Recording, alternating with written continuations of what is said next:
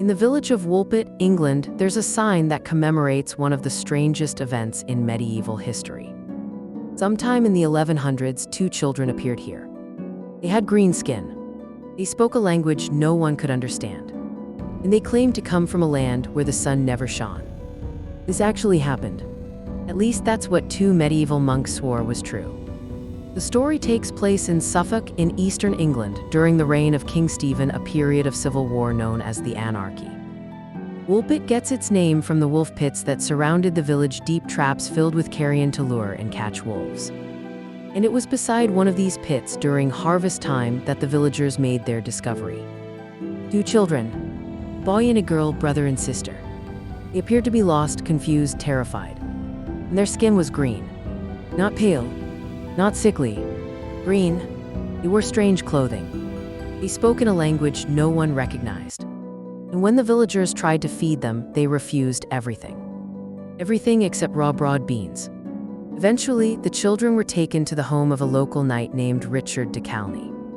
And that's where the story gets even stranger. We know about the green children because of two medieval chroniclers. William of Newburgh, a monk writing in about 1189, said his account was based on reports from trustworthy sources. Though he admitted he was, quote, forced to believe it, which tells you something about how strange he found it. Ralph of Coggeshall, an abbot writing in the 1220s, claimed his information came from Richard de Calne himself, the man who'd taken the children in. Over time, the children learned to eat other food. And gradually, slowly, their green color faded. But the boy never thrived. He was sickly, and he died soon after being baptized, taking whatever secrets he knew to the grave. The girl survived. She learned English. She worked as a servant in de Calne's household for years, though the chroniclers described her as wanton and impudent, which might mean anything from spirited to genuinely difficult. Eventually, she married. William of Newburgh says she wed a man from King's Lynn and was still living there when he wrote. Some researchers believe she was given the name Agnes, that she married a royal official named Richard Barr.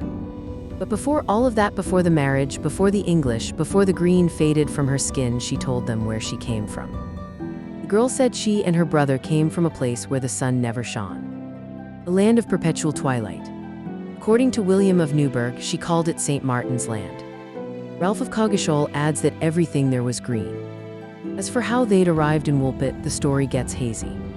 In one version, they were herding their father's cattle when they heard a loud sound like the ringing of bells and suddenly found themselves beside the wolf pit. In another version, they followed the cattle into a cave. They heard bells in the darkness, and when they emerged, they were in a different world entirely. The chroniclers don't tell us whether the girl seemed confused by her own story or whether she told it with certainty. They don't tell us if she ever tried to find her way back. They just record what she said. A land of twilight, everything green, the sound of bells, and two children who didn't belong.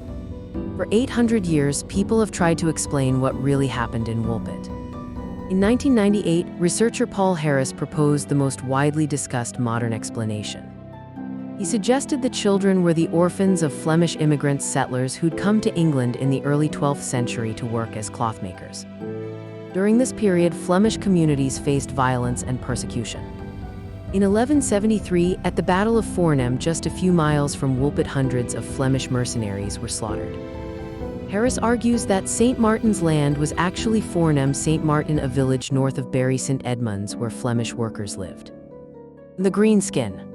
That could be explained by a condition called chlorosis, also known as green sickness, a dietary deficiency that can actually tint the skin greenish. The better diet, it fades. It's a tidy explanation. Traumatized refugee children speaking Flemish, wearing foreign clothes, suffering from malnutrition. But there are problems.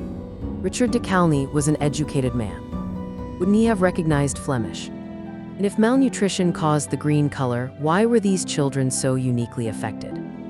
Why not other children in the region? Other scholars see the story as folklore, a fairy tale that found its way into the chronicles.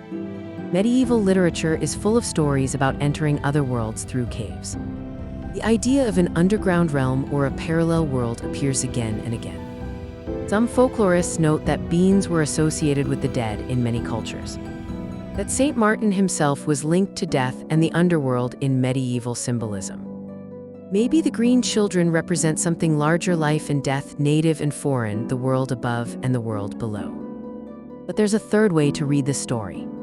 Scholar Geoffrey Jerome Cohen argues that William of Newburgh included the green children to write about racial difference, about the indigenous Britons who'd been conquered and absorbed into Norman England.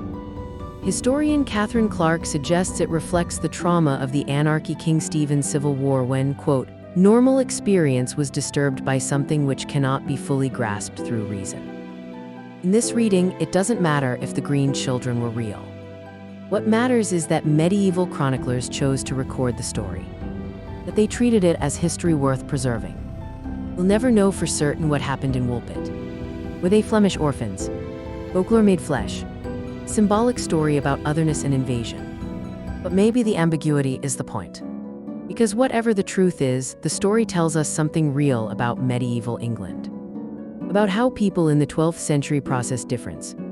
About their fears of invasion, of refugees, of cultural change. About what happens when someone who doesn't speak your language, who doesn't look like you, suddenly appears in your community. The girl's story is particularly haunting. She learned English. She converted to Christianity.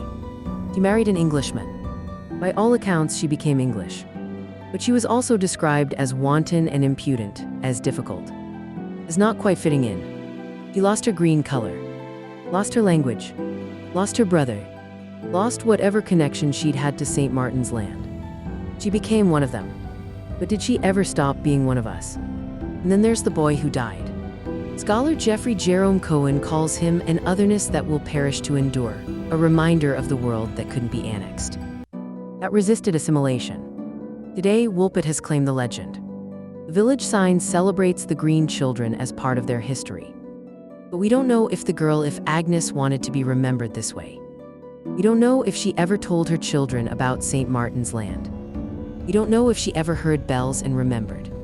2 green children appeared from nowhere in medieval Suffolk. Boy who died, girl who lived. Whether they came from Fornham or Fairyland, they left behind one of history's most beautiful mysteries. A reminder that sometimes the questions matter more than the answers.